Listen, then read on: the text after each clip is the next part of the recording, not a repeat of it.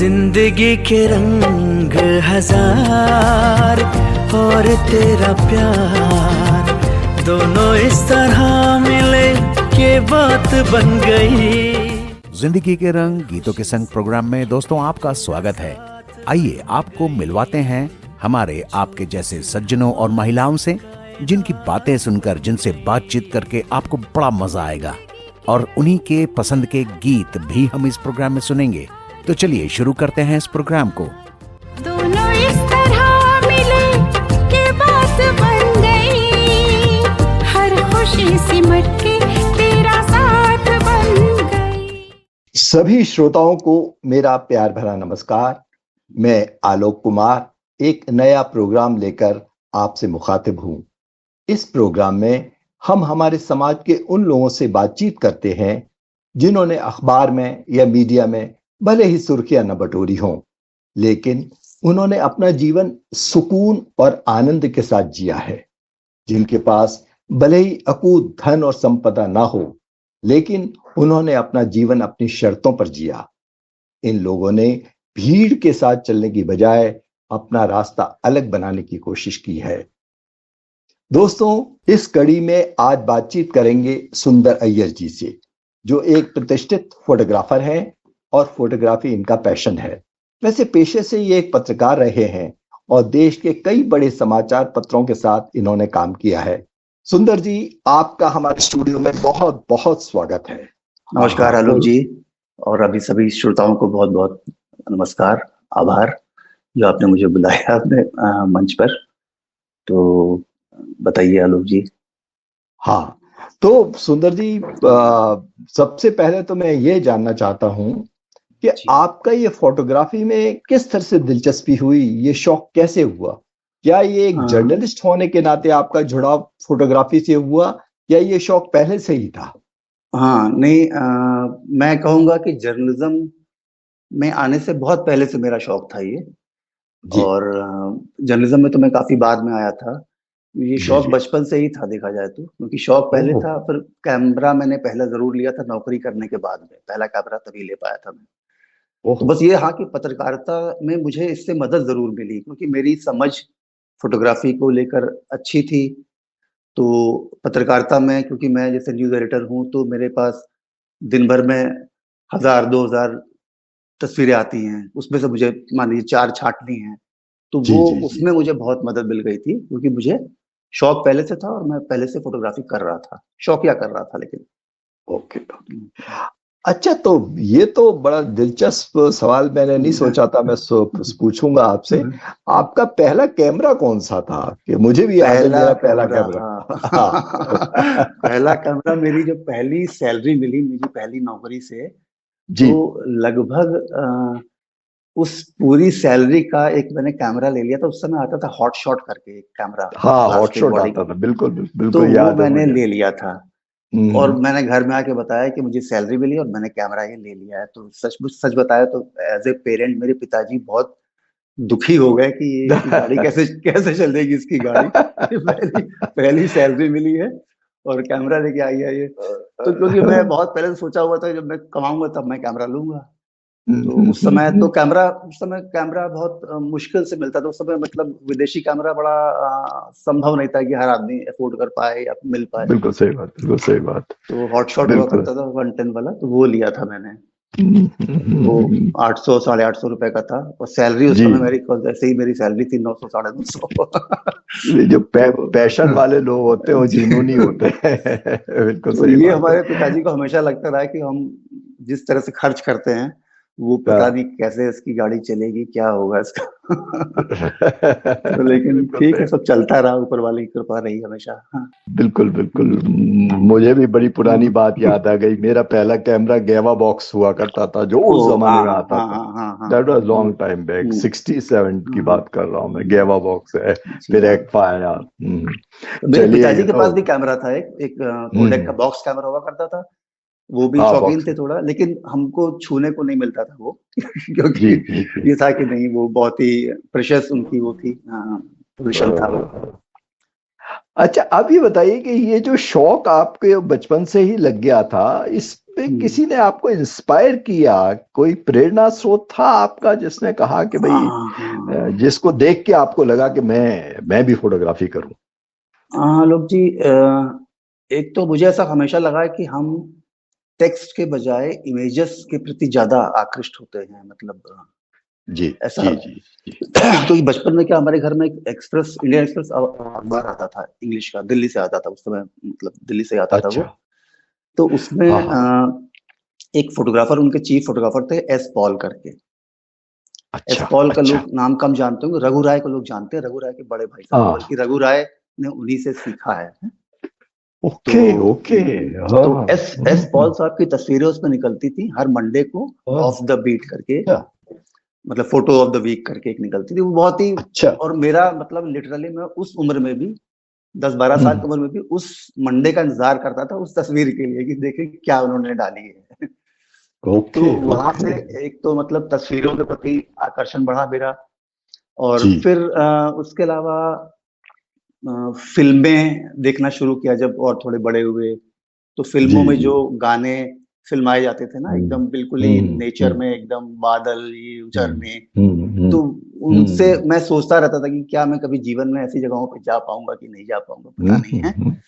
हम्म। उसके अलावा फिर क्या होता था कि दक्षिण भारत हम लोग हर साल जाते ही थे, एक बार या कभी 2 बार भी।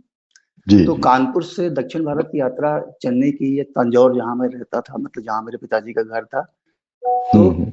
2 दिन की यात्रा हुआ करती थी। और हाँ रास्ते में जो, मतलब खासकर एमपी में जो हाँ बैतुल, होशंगाबाद वगैरह का इलाका है, जंगली इलाका पूरा है, जंगल से भरा हुआ, हाँ वो बिल्कुल इतना बिल्कुल। आकृष्ट करता था हमको कि मुझे हाँ। लगता था कि बस ऐसी जगह पे ही मुझे जाके रहना है। जैसा मतलब होता है ओ, कि वो सब चीजें मुझे बचपन से आकर्षित हम्म। करती रही हैं, तो फिर वो धीरे धीरे वो दिमाग में हमेशा बना रहा। इसीलिए मैं ज्यादा नेचर के प्रति हमेशा ज्यादा हम्म। आकर्षित रहा हूँ। तो तस्वीरें शुरू से देखना मेरा शौक रहा है कि भाई, वहीं हम्म। से मुझे मिला वो। आपकी खैर अपन बात करेंगे उसके बारे में। हम्म, आपकी फोटोग्राफी में नेचर बहुत हम्म, है, बहुत हर जगह है हम्म, आपके है, जहां भी मैं हम्म, देखता हूँ आप उस हम्म, जगह देख। अ, तो अब चलिए ये बताइए कि क्या आप हमें अपने फोटोग्राफी का कोई ऐसा ना भूलने वाला अनुभव बता सकते हैं, या कोई ऐसा प्रोजेक्ट आपने किया हो हम्म। जो आपके लिए हमेशा के लिए यादगार बन गया हो, ऐसा कोई अनुभव? अ, देखा जाए तो फिर हर ट्रिप में बहुत ढेर सारे अनुभव होते हैं, अलग अलग किस्म के हम्म, लोगों से मिलने के, जगहों के। और हर ट्रिप एक अलग अनुभव देता है, कुछ सिखाता है आपको है। जी। ऐसे एक कहना तो बहुत मुश्किल होगा, लेकिन जैसे एक चीज मुझे याद है, जैसे हम लोग महाराष्ट्र में जब हम थे, बॉम्बे में मैं था, तो महाराष्ट्र में मेरा एक ग्रुप था फोटोग्राफी का। तो जी। हम लोग हर हफ्ते ट्रैक पे जाते थे, जो केव्स में या किले, जितने वहां पे किले हैं बहुत अच्छे हैं, तो हम्म। बारिश में ही जाते थे ज्यादातर हम लोग। जी तो जी। एक बार मैं बहुत मतलब गलत जगह फंस गया। झरना था, मैंने उसको, एक पहाड़ी पे उस झरने को मैंने क्रॉस किया पहाड़ी की तरफ से, जी। और क्रॉस तो कर लिया। जब फोटो वोटो खींचने के बाद मैं वापस लौटने लगा, तो मेरी निगाह अपनी बाईं तरफ पड़ी, तो बिल्कुल पूरी खाई थी वो, 200-250 फीट की। ओहो। तो उस समय मैं इतना घबरा गया कि मुझे लगा कि अब तो मैं वापस उस पार पहुंच ही नहीं पाऊंगा शायद, है, क्योंकि झरना बह रहा है, उसे क्रॉस करके मुझे जाना है वहां पर है। फिर मैं किसी अच्छा। तरह मतलब हिम्मत करके जूते उते उतार के उस तरफ फेंके, कैमरा बैग उस तरफ उछाल के फेंका, फिर हम्म। मतलब क्रॉस करके किस तरह आया। लेकिन मुझे हमेशा लगा कि नहीं, ये शौक में मुझे ये भी ध्यान रखना है कि ओवर नहीं करना है कहीं पर, क्योंकि ये बहुत घातक हो सकता है ये मतलब। ऐसे एक दो घटनाएं और हुई कि जहां पर लगा कि हम अपने रॉ में बहते चले जा रहे हैं और गलत जगह पहुंच गए हैं, जहां से मतलब वापस आना या मतलब मुश्किल हो जा रहा है मेरे लिए। हम्म। तो इसका ध्यान रखना बहुत जरूरी है। इस तरह के अनुभव बहुत सारे होते रहते हैं। नहीं बिल्कुल सही बात है, एडवेंचरस हो जाता है सारा बहुत, और चैलेंजिंग भी हो जाता जी है जी, बहुत। चैलेंजिंग तो सही होता ही है। बात। और इसका हमेशा ध्यान रखना पड़ता है कि जो है, आप जब नेचर आ, के साथ है, नेचर क्योंकि किसी को बख्शता नहीं है। देखिए, बख्शते नहीं आपने जरा बिल्कुल। सी चूक की तो आप आपके साथ बहुत कुछ हो सकता है फिर। नहीं आजकल तो रोजाना आए हम्म, दिन घटनाएं होती हैं, घटनाएं सेल्फीज होती रहती हैं। खरीदता अब तो सेल्फी का जमाना आ गया है, तो फिर तो सेल्फी का आदमी जमाना। और ज्यादा उसमें तो और मतलब ज्यादा है। वो रहता है। बिल्कुल, हाँ, बिल्कुल। बहुत रिस्क है हर चीज में जी। रिस्क रहता है बहुत। तो तो अब ये थोड़ा सा हम डिटेल में बात करते हैं सुंदर जी, कि जहां तक मुझे लगता है आप नेचर या प्रकृति के नज़ारों की फोटोग्राफी अधिक करते हैं, ये हमारी जी बातचीत में अब आ ही गया।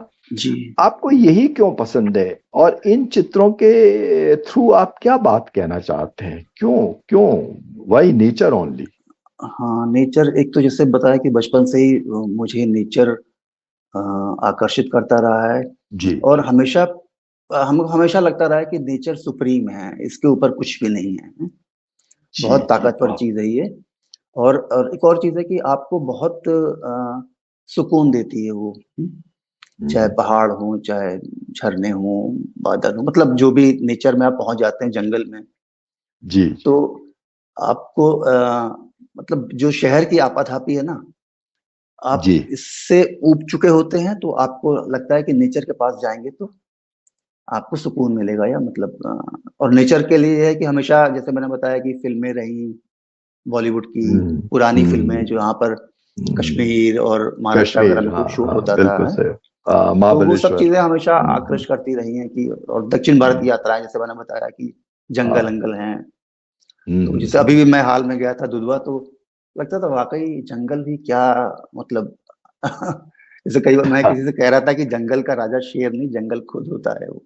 क्योंकि क्योंकि वो आपको जो है ना, जंगल से ज्यादा बड़ा वहां कोई नहीं है, वो चाहे वो शेर हो, चाहे वो कोई भी हो।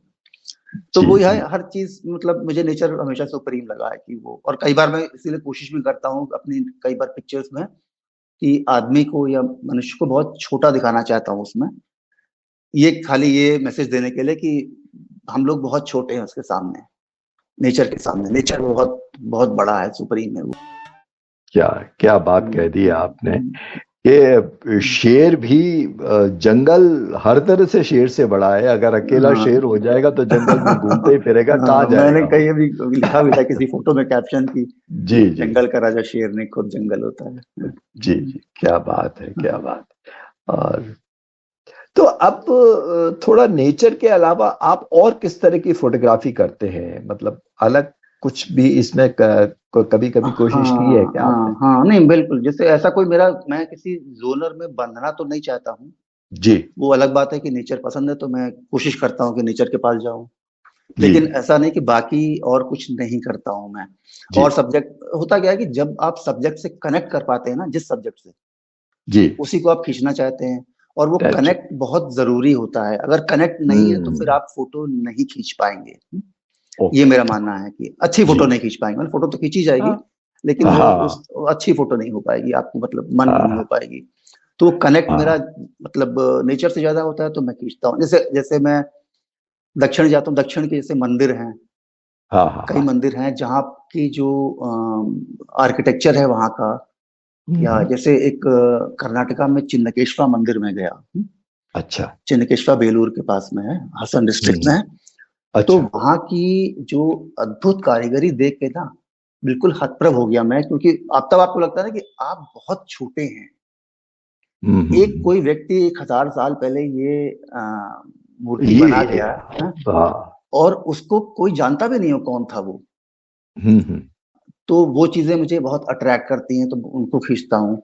या जैसे बच्चे बच्चे मेरा एक फेवरेट सब्जेक्ट रहे हैं काफी, अच्छा और अच्छा। खासकर रूरल हम्म। एरियाज के बैकग्राउंड बच्चे। के हाँ, जैसे रिलेटेड। यहाँ पर एक हाल लखनऊ के पास में एक मेला होता है, देवा का मेला। अच्छा अच्छा। देवा, एक देवा शरीफ एक मजार है, मतलब दरगाह है। हाँ। तो वहाँ अच्छा। मेला हर साल में लगता है, ऐसे ही अक्टूबर नवंबर में लगता है। तो वहाँ गांव का ही मेला होता है, मतलब बेसिकली कैटल फेयर भी होता है वहाँ पर, और हम्म। बहुत सारे बच्चे गांव वगैरह के आते हैं।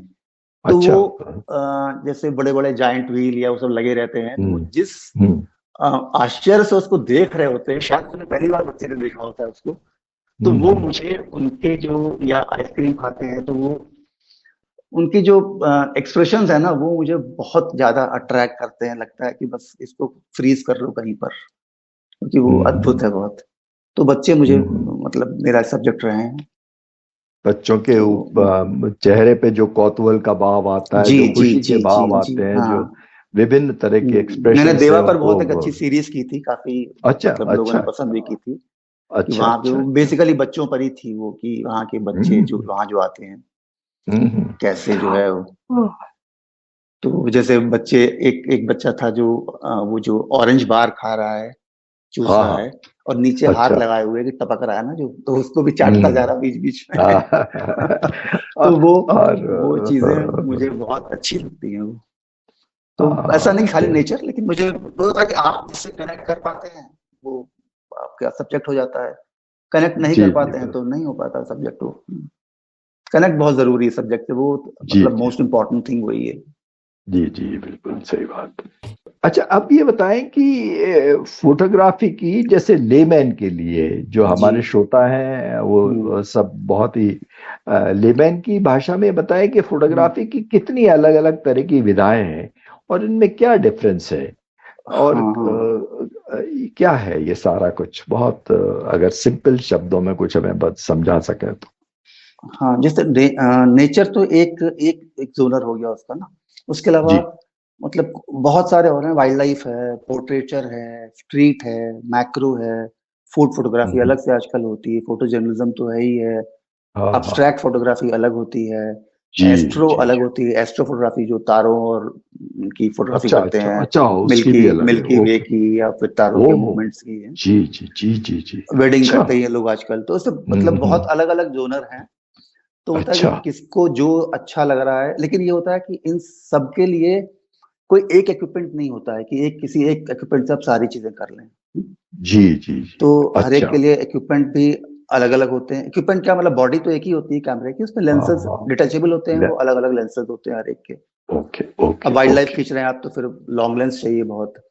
अगर आप हम्म। मैक्रो खींच रहे हैं तो मैक्रो लेंसेज अलग आते हैं, स्पेशलाइज्ड होते हैं, निश लेंसेज होते हैं वो, तो हम्म। मैक्रो से खींच सकते हैं आप।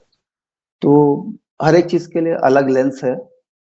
अ, ये होता है कि हाँ, कोई एक लेंस ऐसा नहीं होता है जिससे आप हर चीज कर सकें, ऐसा मुश्किल होता है। तो बाकी एक लेकिन होता है कि किट लेंस आजकल आते हैं, कि जूम लेंसेज आते हैं ना, कि 18 mm से लेके अच्छा 100 mm तक का आ गया, तो उसमें आप काफी सारे रेंज कवर हो जाती है, फोकल लेंथ उसमें। अच्छा तो अच्छा उसमें क्या है अच्छा। कि आप बहुत सारी चीजें एक ही लेंस से कर पाते हैं, लेकिन तब भी हम्म। उसकी भी लिमिटेशन एक होती है, हर चीज नहीं कर सकते। तो हम्म। जोनर तो बहुत सारे हैं, वाइल्ड लाइफ, पोर्ट्रेचर बहुत है, सारे। स्ट्रीट हाँ, बहुत लोग आप करते हैं। बिल्कुल, हाँ।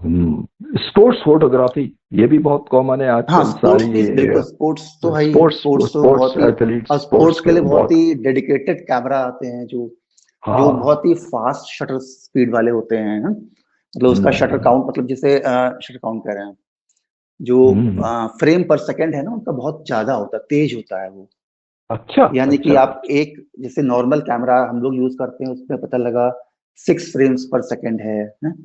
अब अच्छा। आजकल आते हैं 10, 12, 15 फ्रेम्स पर सेकेंड, क्योंकि आपको 1 सेकंड में अगर आपने 15 फ्रेम नहीं खींचे तो आपको सही डिजिटल मूवमेंट आप कैप्चर नहीं कर पाएंगे। तो जितनी ओके देर में ओके। आप शटर दबाएंगे उतनी देर में तो मतलब वो मूवमेंट चला गया होगा ना। चला। तो उस जो वो जो स्पीड उसकी है फ्रेम्स पर सेकेंड की, वहाँ वो बहुत मैटर हम्म। करती है, तो उसके लिए अलग बॉडी अलग होती है उसकी। तो मतलब हर एक का हम्म। वही है कि अलग चीज, ऐसा अलग नहीं कि आप अलग है। बाकी से नहीं कर सकते हैं, बाकी से भी आप हम्म। काम कर लेंगे वो, लेकिन हो सकता है कि वो आपको उतना बढ़िया रिजल्ट या उतना सटीक रिजल्ट आपको ना हाँ मिल पाए। बिल्कुल। आजकल तो मोबाइल से प्रिसीजन। इतना ज्यादा मतलब हो जाता है कि हाँ मोबाइल से ही लोग हाँ खूब अच्छी अच्छी हाँ, तस्वीरें मैं खींच रहे हैं। पूछूंगा हम्म, आपसे। हम्म, अच्छा, अब वापस हम लैंडस्केप फोटोग्राफी पे हम्म, आते हैं। लैंडस्केप हम्म। फोटोग्राफी का प्रोसेस क्या है? क्या कोई खास तकनीक है, या कोई विशेष इक्विपमेंट चाहिए होते हैं, या क्या आप किस तरह से तैयारी करते हैं जब इसके लिए जाते हैं? लैंडस्केप के लिए तैयारी, क्या तैयारी, तो हमेशा मुझे लगता है कि अ, आपको एक जनरल आइडिया तो होता ही है कि लैंडस्केप कैसा है, वहाँ का टेरेन कैसा है? अच्छा अच्छा। और का वेदर कैसा वहां पर है, कितना ठंडा है? जैसे हम्म। बहुत ठंडा है तो आपको डेफिनेटली थोड़े एक्स्ट्रा कार्ड रखने पड़ेंगे, क्योंकि उस समय बहुत ठंड में क्या है कि बैटरी बहुत जल्दी ड्रेन हो जाती है, खत्म हो जाती है जल्दी। ओके। अच्छा हाँ, अच्छा अच्छा। बहुत ठंडा ओके अगर है तो उसको है कि एक्स्ट्रा आपके पास बैकअप बैटरीज होनी चाहिए। Okay okay okay. तो लैंडस्केप में क्या कि देखिए सबकी नजर अलग होती है, सबका नजरिया अलग होता है देखने का कोई भी चीज। जी जी। हम लोग जैसे ग्रुप में जाते हैं, 10 लोग जा रहे हैं अगर ग्रुप में, लैंडस्केप तो वही है, लेकिन सबने हाँ अलग अलग तरीके से खींचा हुआ उसको। हाँ हाँ हाँ हाँ। और सबका ऐसा नहीं, किसी का अच्छा किसी का बुरा ऐसा नहीं होता है। जैसे मैं हमेशा कहता हूँ कि जब मैं पढ़ाता था बच्चों को फोटोग्राफी, तो मैं कहता था कि फोटोग्राफी फोटोग्राफ दो ही तरह के होते हैं, एक अच्छा होता है, एक कम अच्छा होता है, बुरा कुछ नहीं होता है उसमें। क्योंकि जिसने भी खींचा है, हो सकता है कि हमें वो उतना अच्छा ना लग रहा हो सकता है, लेकिन जिसने खींचा उसको तो अच्छा लग ही रहा है ना, मतलब वो तो है ही है ना। तो इसलिए बुरा कुछ नहीं होता है, या तो एक कैटेगरी अच्छी है पिक्चर, या है कम अच्छी है थोड़ी, बस यही हो सकता है। तो सबका नजरिया अलग अलग है, सब लोग अलग अलग तरीके से खींचते हैं। और जिसको जैसा जो, मतलब कई लोग बहुत वाइड एंगल खींचना चाहते हैं, कई लोग थोड़ा सा क्लोज जाके खींचते हैं। और सबसे बड़ी वही, जैसे मैंने कहा कि आपका कनेक्ट अगर बना हुआ है सब्जेक्ट से, तो आपकी तस्वीर सुंदर होगी होगी, क्योंकि आपका कनेक्ट है उसके साथ में। बिल्कुल सही बात है। अच्छा, हमें पता लगा कि आप कई फोटोग्राफी क्लब के मेंबर हैं। ऐसे क्लब के मेंबर्स बनने में क्या फायदा होता है? हाँ मैम, क्लब्स क्या बेसिकली, जैसे पहले, अब तो ऑनलाइन सारे क्लब्स हो गए हैं ज्यादातर, जो अच्छा, ग्रुप्स बन रहे हैं। पहले तो था कि हम लोग हर हफ्ते, जैसे पूना में था, पूना में हम लोग हर हफ्ते मिलते थे, कहीं बाहर निकलते थे शूट के लिए हैं। तो एक तो क्या होता है इन सब ग्रुप्स को ज्वाइन करने में, कि आपको बहुत कुछ सीखने को मिलता है जी। दूसरों का काम देखने को मिलता है आपको, है। तो दूसरों का काम जब देखते हैं तो आपको बहुत कुछ सीखने को मिलता है, और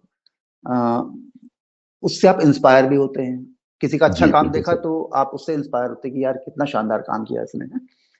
तो आपको अलग अलग तरीके के, एक ही सब्जेक्ट पे अलग अलग नजर कैसी है ये आपको देखने को मिलता है। अब फिर बात करते हैं, जब कभी ग्रुप में मिलते हैं हम लोग, तो कभी कुछ समस्या आ रही है या कुछ भी है, तो कभी मतलब आपस में एक दूसरे की पिक्चर्स पे थोड़ा सा बात करते हैं कि यार इसमें ये ऐसे होता तो ज्यादा अच्छा रहता, या ऐसा होता तो बहुत कुछ, मतलब बहुत एक लर्निंग कर बहुत आपका स्टीप हो जाता है, काफी जल्दी आप सीखते हैं फिर 4 लोगों से बात करके। एक्चुअली एक्सचेंज ऑफ नॉलेज भी हो जाता है, और एक्सचेंज ऑफ टेक्निकल डिटेल्स भी जो आप लोगों की होती है। सबसे बड़ी चीज ना, दूसरों का काम देख, जैसे आजकल मैं देखता हूँ लोगों को ना, जैसे कि दूसरों का काम देखने की फुर्सत नहीं है, अपना ही काम दिखाने का। तो वो एक जैसे कई बार मैं नमिता के साथ जाता हूँ कभी जो साहित्यिक गोष्ठी में, तो मैं देखता हूँ कि लोगों को अपनी कविता सुनाने का ही खाली मतलब वो है, बाकी दूसरों को सुनने का उनको उतना पेशेंस नहीं है शायद। तो जब तक आप दूसरे का नहीं देखेंगे काम ना, तो फिर आपको कैसे पता चलेगा कि आप कहाँ पर खड़े हुए हैं। बिल्कुल सही। मतलब भाई हमने फोटो खींची, मुझे तो अच्छी लगेगी, लेकिन किसी सामने वाले की और अच्छी है, तो हम कैसे उसको बेटर करें, कम से कम ये दिमाग में मेरे आएगा ना। तो ये एक अच्छी चीज है कि आप ग्रुप में रहते हैं तो सीखते बहुत कुछ है आप। चलिए, बिल्कुल सही बात बता रहे, बिल्कुल। तो और इसके लिए बहुत मादा चाहिए, बहुत बड़ा दिल भी चाहिए कि दूसरे की अच्छी चीज से सीखने के लिए। हाँ बिल्कुल, वो बिल्कुल। वो बहुत एक तो बड़ा दूसरे को अप्रिशिएट करने के लिए बहुत, वो अगर अप्रिशिएट नहीं कर पाते हैं, जैसे आज जमाना हो गया ना, मतलब सोशल मीडिया का हो गया है कि हमको मैंने कोई तस्वीर डाली, उसमें लाइक्स कम आए तो मेरा मूड खराब हो गया, कुछ ज्यादा है तो ये होता है। ये जब भी हम, जैसे कई बार मैं कहता हूँ कि लाइक के लिए मत डालो ना, तुम क्यों खींच रहे हो फोटो। सबसे पहले तो यही सवाल करो ना कि हम फोटो क्यों खींच रहे हैं भाई। हम अपने लिए खींच रहे हैं, जो दूसरे को पसंद आ रही नहीं पसंद आ रही है, बहुत सेकेंडरी चीज है वो। मतलब मैं इररिलेवेंट तो नहीं कहूंगा, लेकिन सेकेंडरी चीज है वो। प्राइमरी है कि मुझे पसंद है, बस ये प्राइमरी चीज है। ये बाकी तो बोनस है, अगर किसी को पसंद आती है तो अच्छी बात है, नहीं आती तो कोई बात नहीं। स्वांत सुखाए जिसको कहते थे, वो तो खत्म ही हो गया आजकल तो। अब तो लाइक सुखाए हो गया है, बिल्कुल। अब तो हमारा ही, मैं कई बार कहता हूँ कि मैं तो जो कुछ कर रहा हूँ अपने लिए कर रहा हूँ, किसी को पसंद आ रहा है तो ठीक है, नहीं आ रहा है तो जी ठीक जी है। जी जी, बिल्कुल बिल्कुल सही तो बात है। अब वो हम लोग कैमरे के बारे में, स्मार्टफोन्स के बारे में बात कर रहे थे, तो मेरा अगला सवाल यही है कि स्मार्टफोन में भी आजकल काफी एडवांस कैमरे आ गए हैं और हाँ, हम बहुत लोग, हर अच्छे। लोग मोबाइल से ही फोटोग्राफी करते हैं। जी तो जी क्या जी। सलाह देने दे पाएंगे ऐसे लोगों को जो हाँ स्मार्टफोन यूज कर रहे हैं और उनकी स्किल्स थोड़ी बेहतर हो सके, कुछ टिप्स अगर हाँ। दे सके उनके लिए तो। हम्म, जैसे इक्विपमेंट क्या है ना, जैसे मैं कई बार कहता हूँ फोटोग्राफी में कि दो पार्ट हैं, एक साइंस पार्ट उसका, एक आर्ट पार्ट है। जी जी साइंस का पार्ट जो है वो तो आपके जेब पर है, डिपेंड करता है। आप one of the best camera ले लीजिए, कोई दिक्कत नहीं है, आपके पास पैसा है ले जी। लीजिए। लेकिन हम्म। आर्ट पार्ट जो होता है, जो उसका आर्ट पार्ट या एस्थेटिक्स वाला पार्ट है, वो हाँ, आपको सीखना पड़ेगा, डेवलप करना पड़ेगा। वो आपको पैसे से नहीं मिल सकता है। जी वो जी आपके जी अंदर होना चाहिए वो है। जी जी अब जहां तक कैमरे की बात है कि कैमरे तो आजकल, पहले फिल्म कैमरा हुआ करते थे, तो हम लोग फिल्म कैमरा में क्या होता था कि हाँ। 36 का एक रोल होता था। और हम्म। उस समय क्योंकि कैमरा तो ले लिया आपने एक, लेकिन जो फिल्म का खर्चा है वो रिकरिंग होता था ना, आपको हर देकर बार बिल्कुल एक वो। फिल्म लेनी है। और उसमें भी 36 खाली हैं, 36 है, तो हम्म। आप हर शॉट को सोच के खींचते थे, हैं? बिल्कुल सही बात। आज क्योंकि डिजिटल एरा में क्या हो गया कि कोई आपको ऐसा कोई लिमिटेशन ही नहीं है। आप हम्म। ऐसे ही खींच लेते हैं 100-200 फोटो, तो यूं ही हाँ बिल्कुल सही मतलब है। कोई, क्योंकि फिर उसमें क्या होता है कि आप सोच के नहीं खींच रहे हैं ना, आप खाली हम्म। खींचते जा रहे हैं। पहले जिस तरह बिल्कुल के सही। हम लोग एक फोटो खींचते थे, उसका एपर्चर रीडिंग, उसके शटर स्पीड की reading, ISO shutter reading speed. Note करके रखते थे कि ये मैंने ऐसा हाँ किया इस। था, तो इसका रिजल्ट क्या आया है। तो जी वो जी आपको बिल्कुल। लर्निंग होती थी वहां पर। यहाँ पर क्या है जी। कि जब डिजिटल में क्या है कि हम बेतहाशा खींचे जा रहे हैं, अंधाधुंध बिल्कुल है। पता लगा हम्म। मैं छत पे गया, बादल देखे तो 50 फोटो ऐसे खींच दी मैंने, ऐसे ही है। हाँ। तो उसमें क्या है कि हम कुछ सीख तो नहीं रहे हैं, वो बस खींचे हाँ। जा रहे हैं। तो वो एक एक उसका मैं कहता हूँ कि उससे आपका लर्निंग उस तरह से नहीं हो पाती है। लेकिन ये जरूर है कि स्मार्टफोन वगैरह जब से आ गए हैं, ये जैसे मैंने भी हाल में मैं लद्दाख गया, जी। और उसके ठीक थोड़े दिन पहले ही मैंने एक नया फोन लिया था। अच्छा फोन, बहुत अच्छा फोन था, मुझे गिफ्ट मिला था। तो अच्छा। मैंने देखा कि इस बार ट्रिप में, क्योंकि अब धीरे धीरे क्या है, एज के साथ में बहुत बल्कि इक्विपमेंट ले जाने में मुझे दिक्कत हो रही है, जी क्योंकि जी जी। स्पॉन्डिलाइटिस मुझे है ही है। तो मैं थोड़ा सा चाहता हूँ कि लाइटर रहे मेरे कंधे पर बोझ। जी जी। तो हाँ, इस बार ऑलमोस्ट मैंने 50% पिक्चर्स स्मार्टफोन से खींची हैं, जी। ऑलमोस्ट अच्छा फिफ्टी अच्छा परसेंट है। अच्छा। और बल्कि मैंने अभी लौट के आए थे, तो उसके मैंने 24 इंच के प्रिंट भी बना के देखे कि कैसा रिजल्ट आ रहा है, देखें जरा। अच्छा। ठीक है, मतलब मुझे लगा कि आपको कोई उस प्रिंट, कोई होर्डिंग तो बनानी नहीं है कोई, जी जी आपको जी जी मैक्सिमम 24 इंच की, 18 इंच की या 36 इंच की बनानी होगी। उतने जी। भर के लिए वो बहुत बढ़िया रिजल्ट दे रहा है, ओके उसमें कोई ओके। शक ही नहीं है। और सबसे बड़ी चीज है अच्छा। ईज ऑफ यूज, मतलब जो आपका हाँ इतना कन्वीनियंस है ना, उतनी कि कन्वीनियंस आपको है भारी बिल्कुल नहीं है, आपको बस जेब ना। में रखा और कर लिया। हम्म। लेकिन at the end of the day वो ये है कि लैंडस्केप वगैरह खींच रहे हैं तब तो ठीक है। अब जैसे आपको हम्म। वाइल्ड लाइफ करना है, हम्म। तो स्मार्टफोन से मुश्किल होगा जरूर, मुश्किल होगा क्योंकि नेचुरल। उसका जो एक जैसे बोलते हैं ना कि हम लोग, शटर लैग होता है। हाँ हाँ। मतलब कि जब आपने अच्छा। शटर प्रेस किया और जो फोटो खींची, उसके बीच में 0.00 कुछ सेकंड्स का लैग होता है। मतलब लैब वो लैग ठीक है। बहुत इंपॉर्टेंट होता है, वो डीएसएलआर कैमरे में नहीं होता है। वो उसमें अच्छा। आपने the moment you press the shutter, आपकी पिक्चर फ्रीज हो गई वहीं पर। ओके तो ओके। वो थोड़ा सा जो होता है कि वहां पर, मतलब स्मार्टफोन इन जनरल बहुत हम्म काम की चीज है, और मैंने तो बहुत हम्म अच्छे से यूज किया उसको। हम्म। और लेकिन ये होता है कि हाँ, बहुत ऐसी जगह होंगी जहां पर आप उसका यूज उस तरह से नहीं कर पाएंगे। जैसे स्पोर्ट्स है, स्पोर्ट्स पे थोड़ा हाँ मुश्किल है, स्पोर्ट मुश्किल है वहां पे मुश्किल थोड़ा है। सा, या फिर वाइल्ड लाइफ में जहाँ बहुत जूम करना आपको हाँ है, तो मुश्किल हाँ है। तो रात में भी नाइट विजन भी उनका बहुत उतना अच्छा नहीं होता हाँ, मेरे उतना ख्याल में। नहीं, और लेकिन ये होता है कि नाइट। अब, लेकिन स्मार्टफोन अब ऐसे आ गए हैं कि मैं खुद जैसे मैं अभी अपने इस कैमरे का रिजल्ट देख रहा था, मैं खुद हम्म। अचंभित था कि यार ये मतलब स्मार्टफोन के कारण ही संभव हो पाया है।